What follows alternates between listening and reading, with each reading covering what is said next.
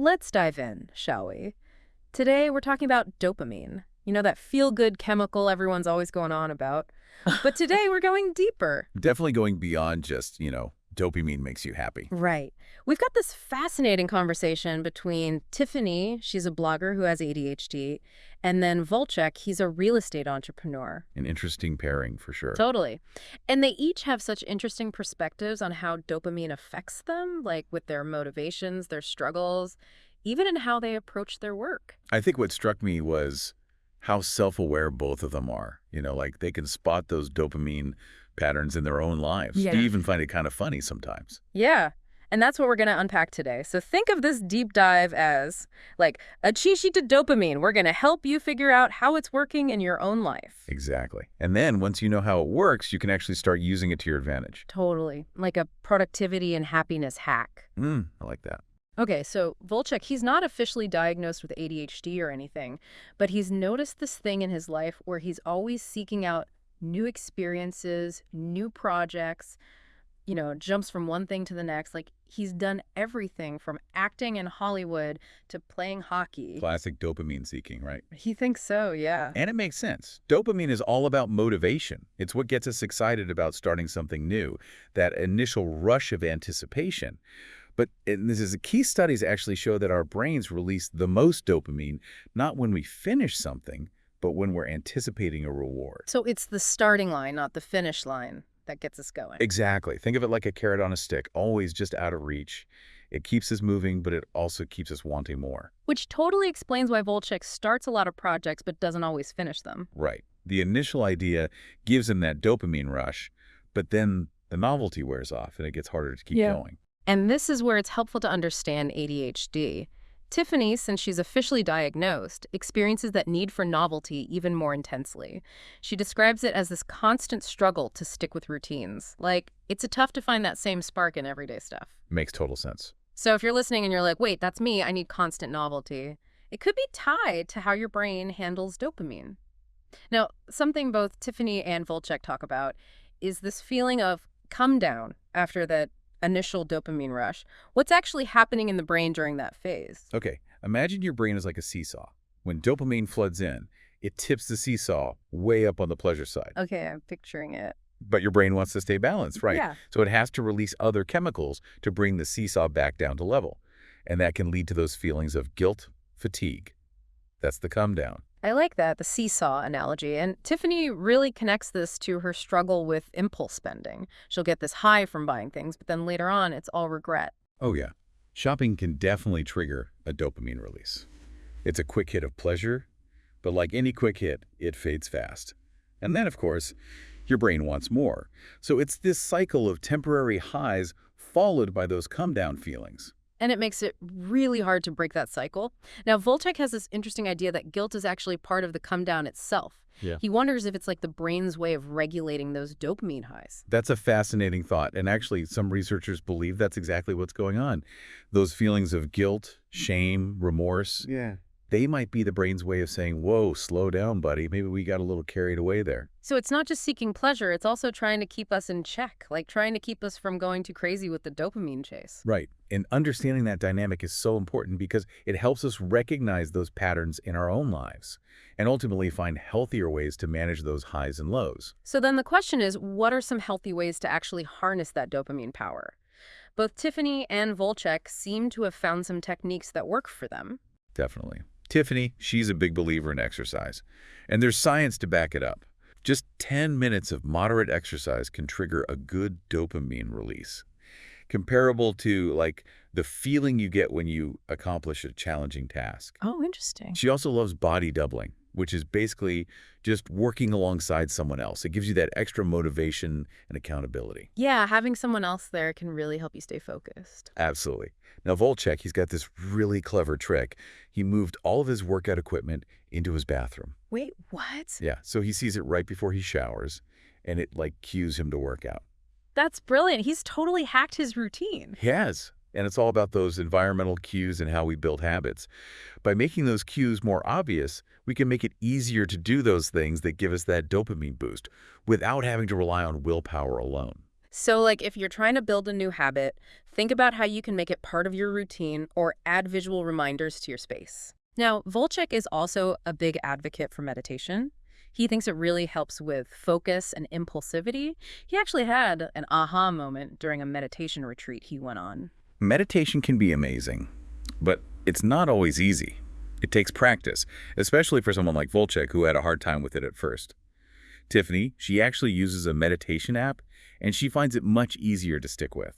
I wonder if that's because the app breaks meditation down into smaller chunks so it feels less daunting. You know what? That's probably it. When we break down bigger tasks into smaller steps, it creates this sense of accomplishment with each step, and that leads to a positive feedback loop. It's like getting those mini dopamine rewards that keep us motivated. So even starting with just 5 minutes of meditation could make a difference. Totally. And consistency is key. The more you do it, the more you'll feel the benefits. So we've covered a lot about dopamine already, but I want to bring it back to you, the listener. What's the main thing to take away from all of this? For me, it's realizing that dopamine is incredibly powerful. But it's not the enemy. It's about learning how it works, Right. figuring out how it's showing up in your life, and then figuring out healthy ways to use its power. And we've talked about some great strategies already: exercise, environmental cues, meditation, self-compassion. And remember, it's a journey, not a destination. Exactly. It's about finding what works best for you, what makes you feel good, what makes you feel productive, what makes you feel happy. So before the break, we were getting into some pretty practical stuff about harnessing dopamine, and one thing that really stuck with me was Volchek's idea about guilt being like part of the dopamine regulation process. Oh, yeah, that was a good one. Kind of flips the script on how we usually think about dopamine, right? Like, Yeah. it's not just this pleasure-seeking chemical. Right, exactly. What if those feelings of guilt, those feelings of shame, what if that's our brain actually trying to get back to a balanced state after, all that dopamine surging around? Like it's our own internal system trying to keep us from going too far with the whole dopamine chasing thing. Yeah, like maybe it's trying to protect us from getting stuck in this cycle of, constantly craving those highs and then crashing down afterwards. Makes you wonder about the role of self-compassion, right? Like, what if instead of beating ourselves up when we feel guilty, we try to be more understanding with ourselves? Kinder. Exactly. Yeah. Like maybe it's about making that landing a little softer after the dopamine roller coaster, Instead of crashing, we can try to just gently glide back to a place of balance. I like that, a gentle glide. And this is where I think positive affirmations can be so helpful. When we focus on our strengths, when we focus on things we've accomplished, when we focus on things we're grateful for, it can really shift our mindset. And guess what? That can actually boost dopamine in a much healthier way. So it's like instead of dwelling on all the things we should have done or could have done, we're reminding ourselves of all the good stuff. Exactly. It's about rewiring our brains for, like, positivity and resilience. Okay. And the amazing thing is our brains are actually really good at adapting. So with practice, we can train ourselves to respond to those dopamine dips with self-compassion instead of just beating ourselves up. It's like building a muscle, right? But a mental muscle. Love that. A mental muscle for resilience and well-being. Okay, so we see Tiffany and Volchek approach this whole dopamine regulation thing differently. Tiffany seems to be more into external strategies like exercise and body doubling. Right, and those are fantastic tools. Exercise, natural dopamine boost, body doubling, Yeah. you've got that social support, you've got accountability, and those things can be super helpful for staying motivated. Yeah, definitely.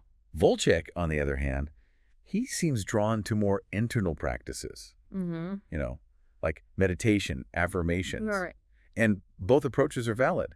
It's about figuring out what resonates with you, what works best for you, and then making those things part of your everyday life. It's not about picking one or the other. It's about figuring out the best mix for you. I thought it was really interesting how Tiffany used the analogy of a time release capsule, to describe how she wants her dopamine to work.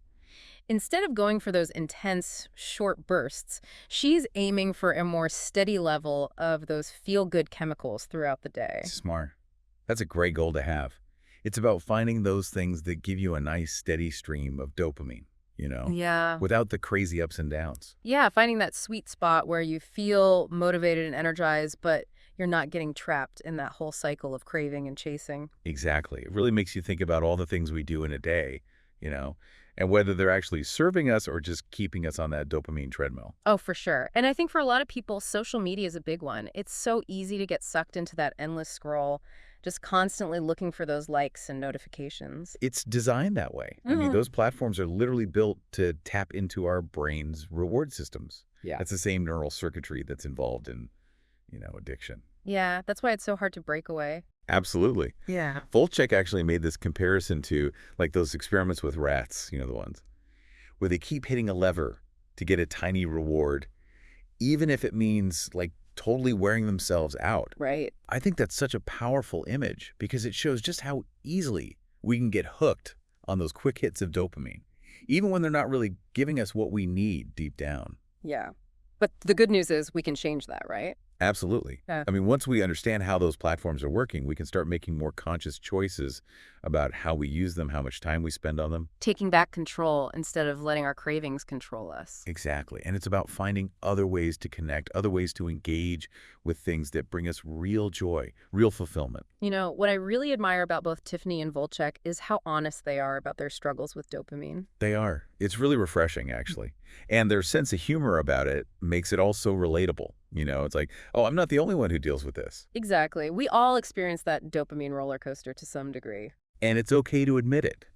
It's okay to say, hey, I'm struggling with this. It's part of being human. For sure. And I think when we share those experiences, when we support each other, we can all learn and grow from it. Absolutely. It creates this sense of community and shared learning, which is so important. I love that. Now, both Tiffany and Volchek also talk about how important it is to, keep learning about how dopamine works in our lives, to keep exploring. Oh, yeah. Self-discovery is key. Hmm. The more we understand about dopamine, the better we can get at making choices that actually support our well-being. Like Tiffany talks about these aha moments she's had since being diagnosed with ADHD. It's helped her understand her past experiences in a new way and figure out strategies to manage those dopamine-seeking behaviors. Like she's got this new lens for looking at the world and at herself. Totally. And Volchek is constantly questioning old beliefs, Hmm. exploring new perspectives as he learns more about how dopamine affects motivation and decision-making. And that's what makes this whole journey so amazing. It's an ongoing process. You're always discovering new things about yourself. You're always growing. It's about being curious, asking questions, and just constantly trying to understand yourself better. Becoming the scientists of our own lives. Yes. And remember, there are so many resources out there to help you on that journey. Books, podcasts, articles, online communities. It's all out there, just waiting to be discovered. So find what speaks to you, take in that information, and then start using it to make your life better. Absolutely. And remember, it's not about being perfect. Right. Progress over perfection. Always. There will be bumps along the way. You might stumble, you might fall back into old patterns, but that's okay. It happens. The important thing is to just keep learning, keep trying new things, and keep moving forward. Yeah, and celebrate those small victories along the way. Each step forward is a win. Absolutely. Every little win helps build that momentum. And remember, you're not alone in this. We're all figuring it out together. All right, welcome back to our final deep dive into dopamine. It's been really interesting to hear how Tiffany and Volchek are, like, really taking control of their relationship with dopamine. Right. It's not just letting it run the show. They're figuring out how to work with it. Totally. So for this last part, let's focus on what we can actually do. What are the strategies? How do we master this dopamine thing? Tiffany Volchek had some awesome tips. They did. I loved that whole idea of optimizing our environment, like making it easier to make good choices. Oh, yeah, like Volchek setting up his workout stuff in the bathroom. Brilliant. I know, right? He basically removed any obstacles to exercise. He did. Kettlebell's right there, scaring him in the face before he hops in the shower. So smart. It takes all the decision-making out of it. Exactly. You're kind of pre-committing to the good habit. Yeah. Just by how you set up your space. Right. So if you want to read more, put a stack of books by your bed, trying to cut back on screen time, phone goes in a drawer. Love it. Make it easy to do the things you want to do. Tiffany had that great tip, too, about breaking down those big, scary tasks into smaller chunks. Ah, yes. Classic productivity hack. Mm. And it works because of dopamine. Every time you finish a little step, you get that little hit of reward. Keeps you motivated. It's like a video game, All those little quests and rewards along the way. Totally. So instead of fixating on the massive goal, just focus on those bite-sized actions and celebrate those wins. Those little dopamine boosts will keep you going. Definitely. And I think this is where self-compassion comes in, too, being kind to ourselves when, we inevitably mess up or have a setback. Oh, so important. Remember, this is a journey, not a sprint. We will get caught up in the dopamine chase sometimes. Yeah. It happens. The key is to be kind to ourselves when it does. Yeah, instead of all the negative self-talk, offer yourself some understanding, some encouragement. Right. It's like being your own best friend. And guess what? Self-compassion actually helps regulate dopamine too. When we're less stressed, when we're in a better mood, it helps balance everything out. That makes sense. Okay, so both Tiffany and Volchek also talked about mindfulness and meditation. How does that fit in with all this dopamine stuff? Mindfulness is all about noticing what's happening in your mind and body right now, like Uh, your thoughts, your feelings, your sensations, and doing it without judgment. And that awareness, that's key for understanding your dopamine triggers. So it's like you become this detective watching your own mind. You got it. You start to see those patterns, those cravings, those impulses, and you're like, oh, there it is again. But then you have a choice. Right, you Yeah. do.